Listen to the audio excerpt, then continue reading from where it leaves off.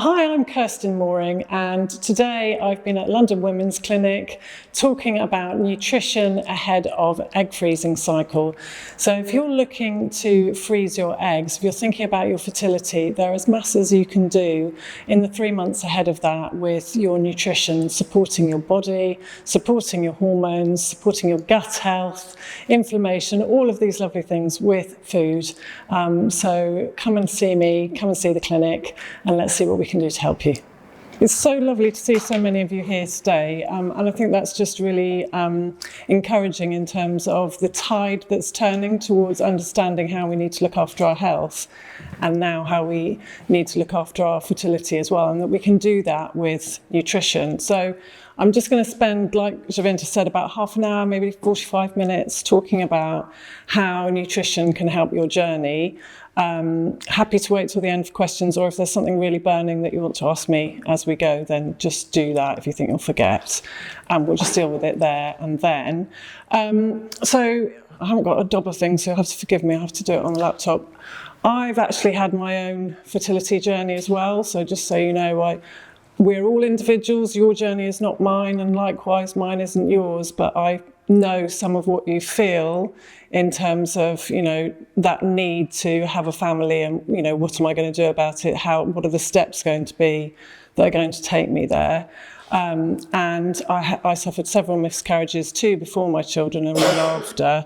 And I had a diagnosis of unexplained infertility, so it was a difficult journey, but we got there in the end and had twin boys. But when my babies were small, I realised that a lot of what we had done that supported our journey was changing what we ate, doing some testing, finding out what was different about us. And that sort of prompted me to retrain. I was very much a high-flying career girl. I was a sales manager at a big blue-chip global corporation. And with 2 small babies and a full-time job, I went back and studied for 4 years and became a nutritionist. And then after that, I went on to do another 12 months of study in the UK and the USA to specialise in fertility. So this particular area of nutrition is very personal to me, and I'm very passionate about it. I'm passionate about helping people to get their babies too, in whatever way that is. So, with that in mind, let's talk a bit about the egg, because you're here mainly because you're thinking about egg freezing. When you're born, you might not know, but you actually have all of the eggs that you're ever going to have. So they're all there at the point that you're born. And the process of ovulation is absolutely amazing. Each month, hundreds of follicles are actually selected and considered for containing immature eggs, which potentially can go on to be ovulated. And once they've been recruited, that process of maturation takes about 90 days. And so during that 90 days, all the sort of chromosomal processing that will happen to the egg occurs in that period. And it's a really key period in terms of development and maturation. And so that key period for us is when we can actually do something about perhaps improving the quality of that egg. So that period in terms of the recruitment from when we've got hundreds to just the one is during the follicular phase of your monthly cycle. So typically that would be maybe the first 14 days of your cycle. If your cycle's longer than 28 days, it might be a bit longer. If it's shorter, it might be as few days as 11. So, and that's okay. It's all right to have a cycle that's maybe 26 days, right up to about 32 days. If it's much shorter or much longer, it probably needs a bit of extra support. And the other thing that I love about this sort of process of having all our eggs from when we're born that I didn't mention, which I want to mention here, is if you have a daughter, she will also be carrying your grandchildren from the point that she is conceived. So that's also really fascinating as well, because she will also have all of her eggs. Not the same for sons, but it is for daughters. So eggs are amazing. So I'm glad that you're here to take care of them. So what can we do in terms of sort of laying the foundations for supporting egg health through nutrition, and what might be the best diet for that? And I think we can't necessarily say there is one diet that fits everybody because we're all individuals, but we can definitely say that following something like the Mediterranean diet, a whole foods diet focusing on protein and healthy fats, lots of plants, so lots of colourful fruit and veg, sort of that eating the rainbow type of thing, and small amounts of grains and starchy vegetables, but not masses of them, so not the sort of processed white bread, but maybe grains like buckwheat and amaranth and brown rice, that kind of thing. And the reason for that is that there is masses of research to show that applying good nutrition to our health in the run-up to conceiving and, in fact, going through artificial reproduction techniques is actually shown to have better fertility outcomes. And what does that mean? That means higher egg counts, so greater numbers of eggs retrieved, increased pregnancy rates, better quality of eggs, and so better quality of eggs is going to make better embryos, and then eventually later on lower risk of miscarriage as well. So really important to think about that.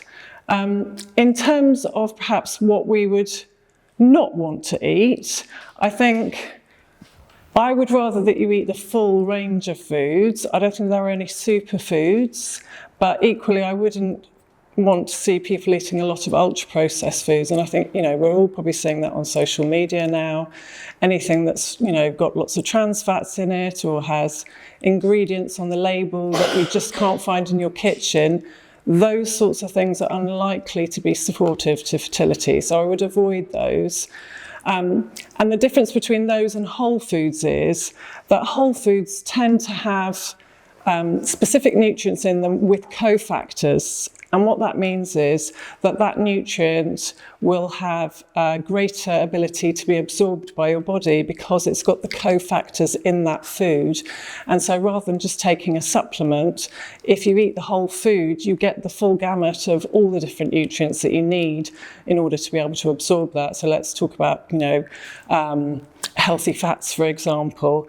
If you eat eggs, they contain healthy fats. They also contain fat-soluble vitamins like vitamin A and choline and B vitamins, and all of those will help with methylation and immune support, which will help with egg health.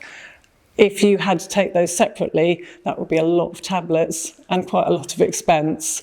So it makes sense to try and go with the food. If you can't eat those kinds of foods because you're allergic, that's a different case. Or if there's a dietary reason why you can't eat them, that's different. And then we look at supplementing. But yeah, I would always try and eat the whole food first. So in terms of those sort of the building blocks and getting into the detail of what that would look like, going back to that sort of idea of the multiple benefits per mouthful, so thinking about what's on your plate, thinking about, say, a chicken breast, not just eating a chicken breast without the skin on, but if you can tolerate it and you like the taste of it, if you eat it with the skin on, you're actually going to get healthy fat from that. You're going to get glycine from that, which helps later on in pregnancy in terms of supporting the growth of the uterus, and also in terms of growing the ligaments and things like that in your unborn child. It's going to be providing things like B vitamins. So eating that whole piece of meat rather than just the breast, but eating it with the skin on, or going towards those sort of slower ways of cooking. So we're cooking things like chicken legs and things like that in a casserole, then we're going to be getting things like collagen out of it, which is also going to be supportive to egg health. So it's fair to say that eating the whole food is always going to be better. I think I mentioned before, I don't think that there are any miracle foods, although if I did have to choose one, it would probably be eggs, and I've already mentioned them. But the reason for that is that they just contain everything. So if you can eat eggs, I would eat them, because you can eat 2 or 3 every day with no problems whatsoever. They contain protein, healthy fats, B vitamins, choline, which is needed for the integrity of the egg cell, but also later on is needed for developing baby's brain, and also contains CoQ10. And there aren't masses of foods that contain CoQ10, but eggs do. So that's a really important one. And all of those B vitamins are really essential to the process called methylation. And methylation is really important to egg cells because it's the process by which DNA replication happens. So that process of your DNA being passed on to the egg and then being folded into the blastocyst is all going to be part of methylation. So having all those B vitamins in the methylation cycle is really important. So eggs, really good. I think I've gone on about eggs enough. Also oily fish. I love oily fish, and I would say that, again, if you can manage to eat oily fish, then do. They always talk about eating it twice a week. I think if you can eat it more than that, that's great. And again, if you can eat it more than that, that might preclude you needing to take a supplement. Otherwise, most people do need to take one because most people are a bit deficient in omega-3. So that would be something that would be a really good thing to take. It's not just about omega-3. Oily fish tends to contain selenium as well, and that selenium helps with follicle development. So that's a really important part of the process for you in terms of egg health. So then we're talking about protein, which I mentioned early on. Protein is it's getting more publicity now, but I think we're all under eating protein. And it's really essential to egg health because it contains amino acids. And amino acids are effectively the building blocks of life. They're needed for all of the cells in our body and also needed for neurotransmitters, which kind of are the messaging cells that communicate with different parts of our body. In terms of the advice currently around protein, the NHS advises for a woman to eat around 40 grams of protein per day. But we've got much better ways of assessing nutritional need these days. And actually that's quite backwards and quite a lot less than most women need. And particularly if you're trying to have a baby and trying to develop the quality of your eggs. So what I would actually say is that for, say, a 68 kilo woman, what we need is that what the standard advice the standard advice would be about 0.8 grams per kilo. And actually what we need is closer to about 1 to 1.2 grams. So the standard advice would be 40 to 50 grams a day. And what we actually need is closer to 70 to 80 grams per day for that 68 kilo woman. So it's nearly double what we're being told that we need. And actually most people that I see in my clinic are massively under eating protein. And it's probably the one single thing that you can start doing tomorrow relatively easily by making sure that you have protein in every meal and every snack, and that's going to help you enormously in terms of that sort of supporting your eggs with the essential amino acids that they need. The amino acids that are in protein, particularly animal protein, we can't synthesize them, so we have to get them from the diet. There's a lot that our body can produce in terms of vitamins and things like that, but with amino acids, these 9 that are the essential ones, we can't actually synthesize them ourselves, so we do need them. The other benefit of protein is that it helps us to feel fuller for longer. So if we eat a diet that's very heavy in carbs, so lots of pasta, pizza, that kind of thing, sandwiches, what you'll tend to feel is full, and then very quickly you won't feel full anymore because the nutrients, particularly the glucose in those carbs, is absorbed very quickly. And that then leaves you feeling hungry again because the body will use that glucose very quickly, and so you'll need to eat again. So when we pair the carbs, I'm not saying don't eat carbs. Carbs are fine, there's nothing wrong with them. But when we pair it with protein, then we sustain that energy for longer from the glucose, from the carbs, and it helps us to feel fuller for longer. So we get a double benefit, if you like, in that we're not then needing to do masses of snacking because we've had a higher protein meal. So there's a lot of benefit from that point of view in the sort of blood sugar balance element. It also helps us with hormone balance because we need protein in order to be able to build the hormones. All our steroid hormones are built on amino acids and a cholesterol backbone. And we need them for these cell signaling molecules which are involved with the communication between hormones. So in terms of animal protein, the benefits of animal protein, also we're getting all these B vitamins. Some of them we're obviously going to get omega-3 from fish or grass-fed beef, that sort of thing. We're also going to get some vitamin D. So there's some benefit to eating animal protein, but obviously not everybody will want to do that.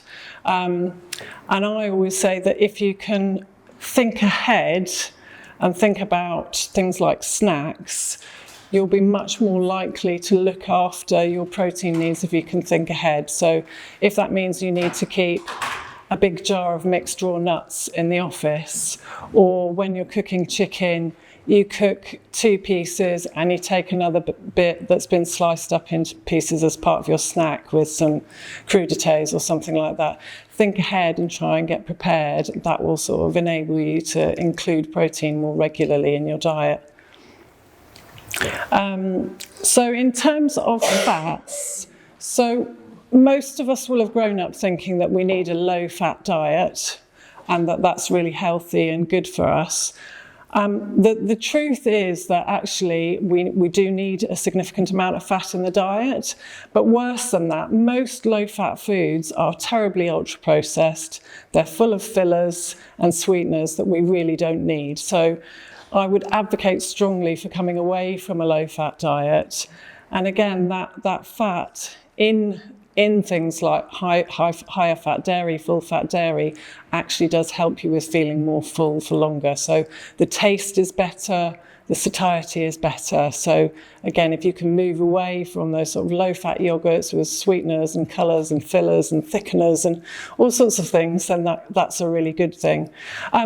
But the healthy fats are really necessary, and they're really part of a fertility-friendly diet. They support progesterone production, and these are sort of the polyunsaturated fats, the monounsaturated fats, so typically your extra virgin olive oil, your fatty fish, your nuts and seeds. They're all really good fats to have. And they do also support things like cellular insulin response, so that ability of the cell to respond to insulin and to glucose, and also in terms of increasing blood flow to the reproductive organs, so sort of keeping that blood flow going nicely around the body, avoiding clotting. In terms of the cells, the gametes, the oocytes, the egg cells generally, when you're eating a diet that's got healthy fat in it, you're likely to be promoting strong cellular walls, healthy membranes, the internal membrane of the cell, but also the internal membranes of our body. So that includes things like the vaginal tract, the endometrium, and also even the gut. So we're going to be supporting all of those lovely membranes, and that's going to help in terms of keeping inflammation down, which we'll find out about later.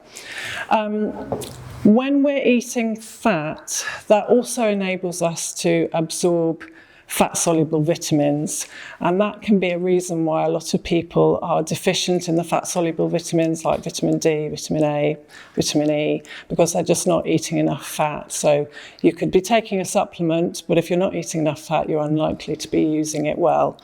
And so we need to get, for example, vitamin A, we need to get from fat-soluble source or from retinol, or from animal source, because even if we eat loads of carrots, we can't get enough vitamin A from that beta-carotene because we can't synthesize enough. We only have a certain capacity to synthesize beta-carotene into the bioavailable retinol that we need in order to support immunity and cellular health.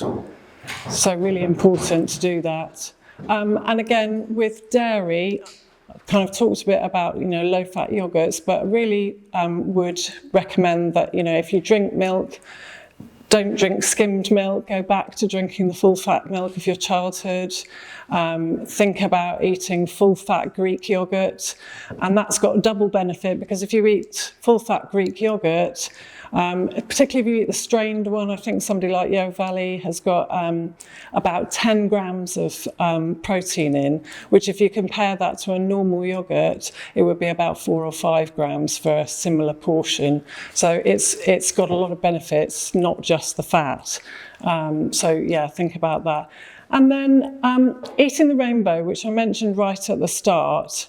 Most people, again, are not eating enough fruit and veg. And we need to probably think about eating maybe a minimum of 5 portions of fruit and veg a day. And I would say maybe 2 of those to be fruit, and that's because there's a little bit more sugar in fruit. I don't think fruit is, the bad guy. I have seen some awful things on social media saying that, fruit is poison. It's absolutely not. It contains loads of good nutrients. But despite the fibre, it does have a slightly higher glucose content, fructose, so we do need to be mindful of that if we've got things like PCOS or any sort of blood sugar issues. But eating a diet that's got a lot of fruit and veg in, and if you can manage more than 5 portions, even 8 or 9 portions a day, you're going to be able to get plenty of fibre, and a good amount of folate, which you may have heard plenty about, but folate we need, particularly once we're pregnant, for supporting that neural tube development, but also in terms of methylation, which I talked to you about before, which again is involved in that sort of DNA replication, and therefore the sort of embryo development and chromosomal development of the oocyte. And when we've got enough folate in the diet, what happens in what we've seen in the literature, and I've sort of seen in clinic as well, is that we get an increased number of eggs retrieved. So having a better amount of folate in the diet, both probably from your conception multi and eating loads of greens, it can improve the maturation and quality of the eggs. It also has a role in terms of balancing oxidative stress, which is what causes damage to cells when things like toxins and things like that are in your body. So there's lots of stress, and that doesn't mean day-to-day stress. It can be stress from things like poor diet or pesticides, that sort of thing. So by providing fibre, vegetables enable us to sort of manage our blood sugar balance. So we talked about that sort of eating with protein. Fibre also has a role in that, in terms of the absorption of glucose into our bloodstream and supporting us in terms of that blood sugar balance. And that's important because if blood sugar is imbalanced, that can have an impact on the follicular fluid around the eggs, and that can have an impact on the quality of eggs. So we want to maintain a balanced blood sugar. I think also, we haven't really talked about gut health, but when we eat a lot of fruit and vegetables, these fruit and vegetables will support the bacteria that live in our gut, and you may or may not have heard of the gut microbiome, and that collection of bacteria have a lot of influence on things like hormone synthesis, hormone balance, even mood, and how quickly our bowels move. I've always got to talk about that at least once in a presentation. So it's important to ensure we've got enough fruit and veg in the diet so that we're feeding those guys, because their role within our health is so great. There are actually more bacteria in the microbiome in terms of numbers of cells than there are in our whole body, they think. So they have important roles to play. So I think that's probably all we need to say about that. In terms of carbs, I did mention carbs earlier on, and I think it's mainly just because I do still see people going for a carb-free diet, and I don't think you need to do that. I don't actually think a keto diet is supportive of fertility. We do need carbs to provide us with energy, but also to provide us with that fibre that I mentioned in the last slide. And so when we eat those good quality carbohydrates, they support. But when we're eating a diet that's very high in refined carbs or sugars, cakes, biscuits, that sort of thing, those have actually been found to have a lower, an impact on reproductive techniques and collection. So they did a study in Denmark and North America over a very large cohort, and diets that were very high in carbohydrates in that cohort were found to have not just lower conception rates, so fewer pregnancies, but actually longer time to conception as well. So it's clearly having an impact. And again, those who've got PCOS, or any kind of blood sugar issues, so you feel fatigued after meals, that sort of thing, then you need to be a bit more mindful of the kind of carbohydrates that you're eating and think about, am I eating sort of these wild rices, brown rices, rather than the white rice? Just think about which ones you can swap in terms of your day-to-day. A lot of people now are vegetarian or vegan, going for the plant-based diets, and I just wanted to mention that because I do think it has an important place in this presentation. I absolutely support clients with, vegan diets or vegetarian diets. There's no problem with that, but it does need a little bit more thought. The only vegetarian or vegan protein that contains all of those 9 essential amino acids that I mentioned before is tofu. And I very much doubt that everybody's going to be eating tofu 3 or 4 times a day. It will give you a good amount of protein. A serving will be 20 grams, so that's a good amount of protein, but you're not going to be eating it 3 times a day. So then we need to think about combining the different sources of protein, so mixing nuts and seeds with legumes, and that enables us to kind of get that combination of those essential amino acids. So it just needs a little bit more thought.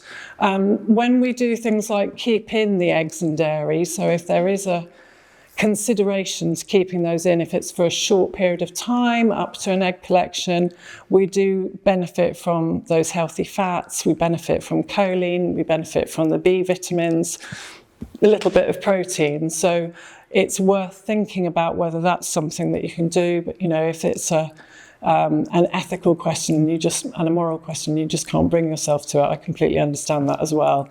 Vitamin A, again, is an issue for vegetarians and vegans, mainly because we can't out-carrot ourselves out of deficiency, because as I mentioned before, we only have a certain amount of capacity to convert beta-carotene into the bioavailable retinol.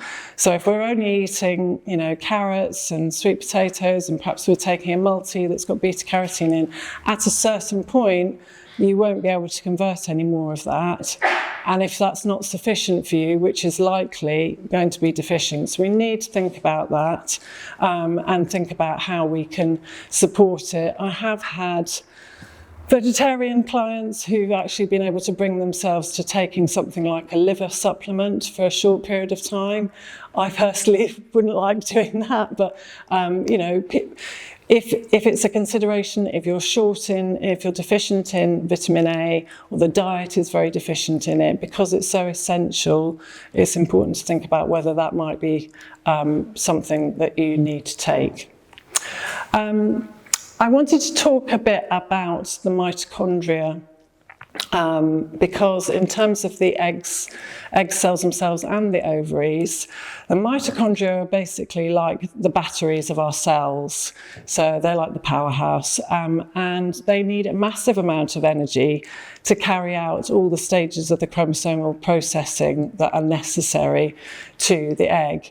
And this energy is derived from the mitochondria. So in terms of supporting them, and in terms of thinking about that cell, the egg cell themselves, they contain 10 times more mitochondria than any other cell in our body.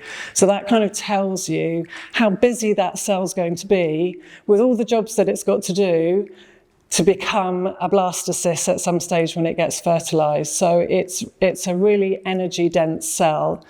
So the mitochondria are providing this energy to the egg, and they're giving it energy not just for that part of that fertilization process, but also for the maturation process. So that getting from that primordial stage where they're being selected, and there's hundreds of them, to actually getting to the stage where they're being ovulated or collected in an egg collection. The mitochondria are key to that. And then some studies are actually saying now that the mitochondria may be the most important factor in determining the quality of eggs and the viability of eggs. So really thinking about how we can support them. And I think one thing that might be important is that as we age, our mitochondria do decline a little bit in both the quality and their capability to produce that energy that we need for our cells. And so we need to give them plenty of support. I've put some of the key nutrients up there in terms of supporting mitochondrial energy. And the first one I've put there is CoQ10, which you're probably all aware of, and anybody who's considering egg health is probably looking at CoQ10. But you can get that from the diet. It's not very plentiful in lots of foods, but you can get it from things like oily fish, salmon, tuna, sardines, mackerel, they're all rich in it. With salmon and tuna, I would really strongly recommend not having salmon or tuna more than twice a week. Although I said oily fish is fine more than twice a week. Those two fish have been found, because they're large, to be higher in mercury. And because they're large, there's more of it, probably because they're eating lots of small fish. And the small fish are also, unfortunately, getting contaminated by mercury in our waters. Then obviously the big fish are suffering from it. You can get it from organ meats. So if you eat liver, or if you can bring yourself to grate liver into your sauces, that sort of thing, then you will find a bit of it in there. There is a very small amount in things like peanuts and sesame seeds, but most people are probably going to need a supplement for that one. Then things like magnesium, that's a really critical one for this process, but also magnesium generally, most of us are deficient in it because most of us are not eating enough of it in our diet. So really thinking about, can I snack on nuts and seeds? One of the things that I recommend my clients do is get a jar, get loads of seeds, mix them all up in the jar and just add that to everything. So put it on your breakfast. If you're a porridge eater, that's fine, but just remember to try and, pimp your porridge with protein, and I mean nuts, I mean protein powder, I need almond butter, whatever you need to give it that carbohydrates and protein, but then put these seeds on the top. You can put seeds onto your salad. You could sprinkle them over your steamed veggies in the evening. So this is a really great way of getting magnesium in. But also you can get it from some nuts, so almonds, peanuts, cashews. You can get it from soybeans and soy milk. So there is a possibility of getting plenty of it in the diet, but most people don't.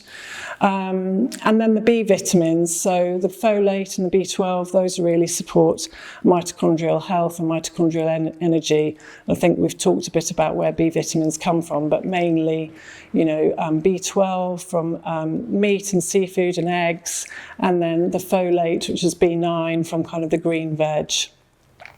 And lastly, alpha lipoic acid, so ALA. And again, it may be more difficult to get in sufficient quantities to actually support mitochondrial health in the diet. But in many foods like, again, organ meats, so I always see people wrinkling their noses when I say organ meats, but generally the population isn't eating much in the way of organ meats anymore, and that may be one of the reasons that we're deficient in some of these nutrients, because we just don't have it in our diets anymore. A little bit in spinach and broccoli, a bit in tomatoes, not very much, Brussels sprouts, that kind of thing, but again, not in great volumes. That's big. I think I mentioned early on a little bit about sort of blood sugar balance, and I wanted to talk about metabolic health for egg quality because higher blood sugar levels have been correlated with fewer eggs retrieved, fewer eggs fertilized, and fewer good quality eggs. So thinking about the way we feed our body and not having those peaks and troughs in energy is a really good way and simple way of supporting the quality of our eggs, supporting that follicular fluid around our eggs, not having sort of difficulties with insulin sensitivity. And that having that sort of higher BMI can lead to things like raised blood pressure, and definitely a risk of elevated blood sugar. But also having that slightly higher BMI tends to be associated with raised estrogen. And that's generally because fat tissue tends to be a bit more estrogenic. And so then we've got more estrogen in the body than we need, which is going to cause some sorts of hormonal imbalances. Now, for an ART cycle, for an egg retrieval cycle, that's perhaps not so much of an issue because obviously you're going to be taking the hormones to balance all those things out, but it's still being worth knowing that that's what's happening. And again, when we've got imbalanced blood sugar, we're much more likely to have that mitochondrial dysfunction that I talked about on the last slide. And because we've got, we're looking after egg health as part of this process, then we really want to think about how can we manage that blood sugar balance. So it might be that by eating more protein at each meal, you're going to have far fewer dips in energy, and therefore you're going to have more balanced blood sugar. And think about it in this way. If you have a slump late afternoon, let's say 4 o'clock, that's likely to be because you've got a bit of blood sugar imbalance. That doesn't mean to say you're going to become diabetic, but it might be an indicator. Or if by the time you get to 11, you're already hangry, but you had breakfast at like 8, that's probably because what you ate for breakfast isn't sufficient and we're getting that imbalanced blood sugar. So that's some of the ways to think about it. Just a bit of a schematic in terms of that, what it's doing, that blood sugar balance, it's causing inflammation, and the problem with that is that's then going to have an impact on follicular fluid and therefore on the quality of the eggs. And that's going to sort of drive poorer quality oocytes, your eggs, potentially impaired ovulation if you're not doing a cycle, but you're actually just looking at natural fertility. So both being underweight and overweight has an effect on egg quality, but overweight has this particular challenge. And there's growing evidence now that there's a correlation between increased weight and this sort of low-grade chronic inflammation. So that's not saying you've got an autoimmune disease or anything like that. It's just causing some inflammation in the body. We do need some inflammation, but not masses of it. And increased levels of inflammatory cytokines, which are the cells that will sort of be proliferating when there's inflammation in the body, will mean increased levels of those surrounding the follicular fluid and therefore affecting the egg cell. So that's going to impact the quality. So again, those sort of key strategies, looking at what we're eating at each meal, so considering how we can sustain that energy between meals. Staying active is a really simple one. A nice one to do is a walk after a main meal, so 15 to 20 minutes after eating.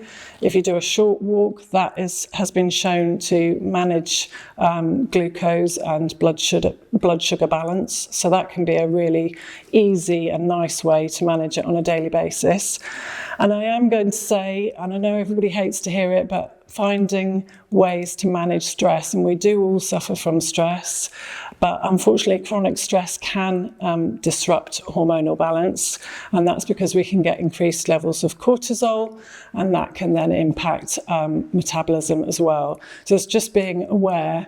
So I don't advocate losing masses of weight quickly. I think that's a poor strategy and it's unlikely to actually help the quality of your eggs, but a sustained weight loss over a longer period of time can be good if you need to lower your BMI as part of the process.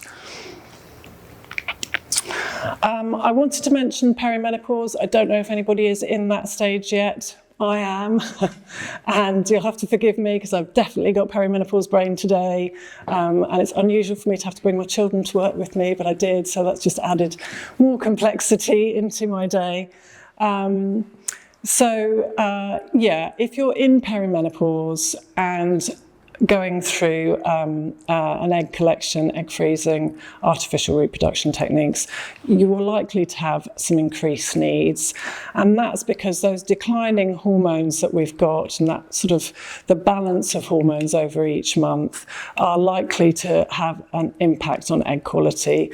And there can be more chromosomal issues generally. And I'm sure your consultants will have talked to you about, particularly over 40, that most of the issues with eggs will tend to be chromosomal issues.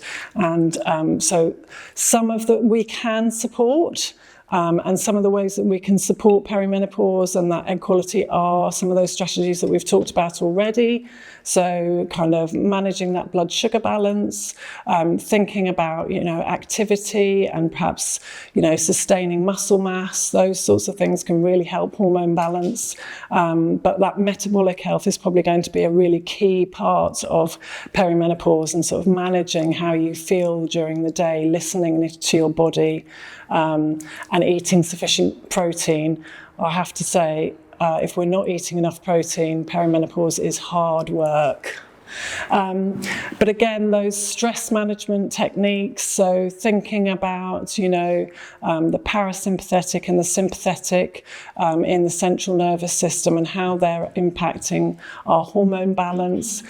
So thinking about, do you need to do any vagus nerve techniques? That might be something as simple as gargling, or just belly laughing, forcing a belly laugh, or gargling for 2 minutes a day. Or there are devices and things that you can put on your chest. Sensate do a really great one, and that will help to reduce some of that parasympathetic, sympathetic nervous system imbalance that can then lead to elevated cortisol, and that will sort of have a knock-on effect on oocyte maturation. And I think I've already mentioned protein, but definitely healthy fats in this period, just thinking about, supporting those hormones with healthy fats, thinking about the quality of the eggs, the membranes of those eggs, supporting the integrity of the external layer of those eggs with healthy fats, really important. And I've talked a lot with the clinic about environmental toxins. This is a really important area, unfortunately, for all of us now, because of the world that we live in. And it's probably undernoted in terms of considering it for fertility. But even simple things like the water that you drink, so things like filtering your water because of things like pesticides and metals and things like that are in our water, can be a really nice, simple thing to help your body.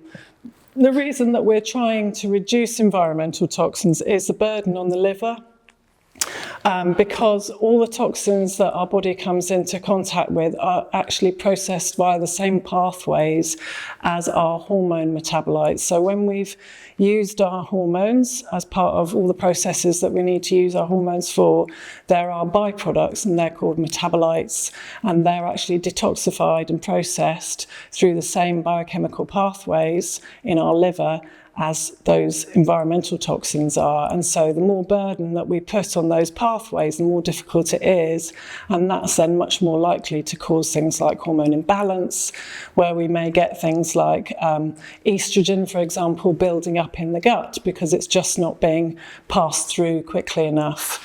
And that sort of hormone imbalance can then have an impact on the quality of the egg. So we need to think about which things we can do that are easy to do. So definitely, start with one thing. Look at your household products. Get yourself a filter for a water jug with a filter. Think about getting a glass one, not a plastic one, because again, plastics are everywhere, and they are also toxins because most of them have got things called BPAs in. And BPAs have been shown to be an endocrine disruptor. What that means is they disrupt our hormones, basically.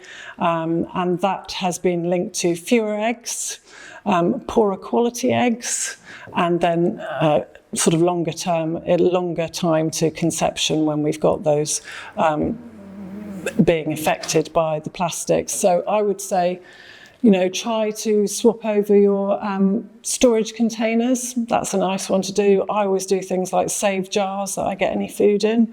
You don't have to go out and buy loads of, trendy, nice jars, but you could just save a jar that something's come in. Christmas is always a nice time because things come in like nice glass jars with decent lids, and then just swap over your plastics over time. That's a good way to start. Don't keep your water in a plastic bottle because potentially it could be leaching BPA into that, and that will then be having an effect on your toxin overload in your body. And then pesticides. So pesticides, unfortunately, used on virtually every fruit and vegetable. Unfortunately, also organic farmers can use them as well if they wish to. But what we hope is that the likelihood is that most organic fruit and veg is receiving less pesticide. So I would always say to wash your fruit and veg. But in terms of organic, I would focus on the fruit and veg which are more likely to absorb pesticides. So always soft fruits, so any of those kind of summer fruits, berries, stone fruit, salads, anything that's got delicate leaves or a delicate outer, that's far more likely to be able to absorb and be impacted by pesticides.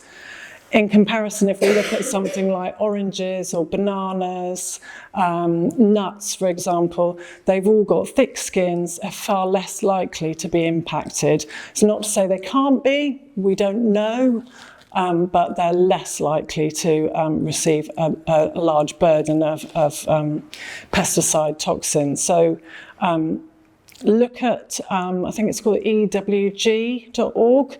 I've also got one if you want it, a Dirty Dozen, which I update every year, which is, these are the 12 that you really need to focus on trying to have as organic if you want to try and avoid pesticides in your diet. And they're the ones that I look at every year. And then if you want to do things like clean up your household products, clean up your cosmetics, again, don't do it all at once. It's going to be really expensive if you do. But maybe think about every time you're coming up to renewing something, is this something that I could do better with? That potentially might help with the quality of my eggs, that might help with my fertility, that might help with my health overall. There are some really nice apps where you can check your cosmetics and toiletries. I like the two that I've mentioned on there, Think Dirty and Yucca, and they're both quite good at telling you what the burden is on those and which ones are better. So you can just scan products or look up the names and they will tell you. So that's quite a nice thing to do. And then I did just want to talk about supplements because I do see a lot of clients taking bagfuls of supplements, and I really mean that. Where if you went into their kitchen and opened the cupboard, it would be a wall of supplements. And whilst I think that, some people may have an additional need for nutrients that they just can't get enough or might need it for a short period of time, I do think we should be looking at food first. Having said that, I think everybody can benefit from taking a prenatal if you're on this journey, and that should definitely include folic acid, folate, B12, B6, those B vitamins. I'd even look for it to contain something like choline, maybe a bit of zinc, but a good multi will cover all of those. I'm not going to mention any brands, although I would love to mention one that I wouldn't recommend, but I won't. But then also other ones that I think we all need are vitamin D, and that's because most of us are just not getting enough vitamin D from the sun. And again, we're not getting enough from the diet. We could get it from fish. We can increase the vitamin D in mushrooms because they synthesize it the same way as we do. So you can pop your mushrooms on the windowsill. They'll take on a bit of vitamin D. But again, we're probably not getting enough from the diet. And we do need it for hormone regulation. We also need it for immune function.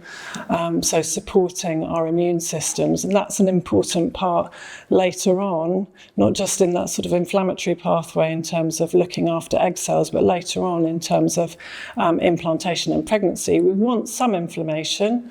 it's a good part of that process, because actually when the embryo embeds into the endometrium, that is actually an inflammatory process. We want some, but we don't want masses, and vitamin D will help us to manage our immune function. I would strongly recommend getting vitamin D checked before dosing, because there are some really conflicting guidelines out there on how much to take. You know, there'll be people out there saying take 10,000 IU. Please don't do that without getting the proper support. A lot of people will need to take vitamin D all the time, but the dose that you need to take may vary over the year, because you can also store it. It's fat soluble. You can store it, so at different points in the year, you might have enough because you might be getting it from the sun as well as from your supplement. And then into the winter, you might be using it up, or you might be unwell, and so going through your vitamin D stores more quickly. So do get tested, and there are lots of vitamin D tests on the market you can get, and they're reliable ones. Omega-3, I think I would love most people to take an omega-3 supplement, and that's mainly because I don't think we're getting enough from the diet. Unless you are regularly eating oily fish, regularly eating eggs, and nuts and seeds are providing, you know, part of your diet every day, it's unlikely that you've got enough in your diet.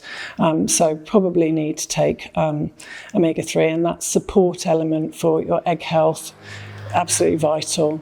And then for the over 35s, I think potentially CoQ10 is worth thinking about, again, because we probably just can't get enough from the diet, and because of that mitochondrial support to egg health and energy in eggs, CoQ10 could be really important.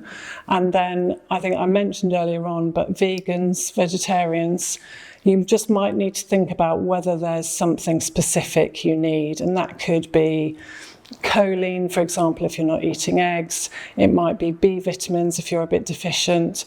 And there can be a bigger picture. So, for example, if there's gut health issues, you might be getting enough B vitamin in the diet, but you might not be able to absorb it well enough because gut health isn't ideal. So it's a bigger picture than just, am I eating enough? It's actually, am I able to absorb it and take it on board as well? I do want to say some supplements are not worth taking, and please avoid them with a barge pole. I would include in those pine bark, so pycnogenol. There are no clinical trials to support the use, so it is an antioxidant derived from pine bark, but importantly, pine bark is not a food, so we shouldn't be taking it. It's not a food. Royal jelly, I see a lot of this on social media, you know, take royal jelly for your eggs. No, please don't. It's not a food. Again, there are no studies to evidence that this is useful, and worse than that, it can cause anaphylactic shock or allergy. And if you don't know, and you're taking it, that you could be, you know, unwittingly causing yourself to have that. And then the third one that I would say to avoid is L-arginine for egg health. Just don't need it. Again, there's no research to support it. So lots of influencers saying, please take L-arginine. It will be, don't bother. You're just wasting your money. Okay.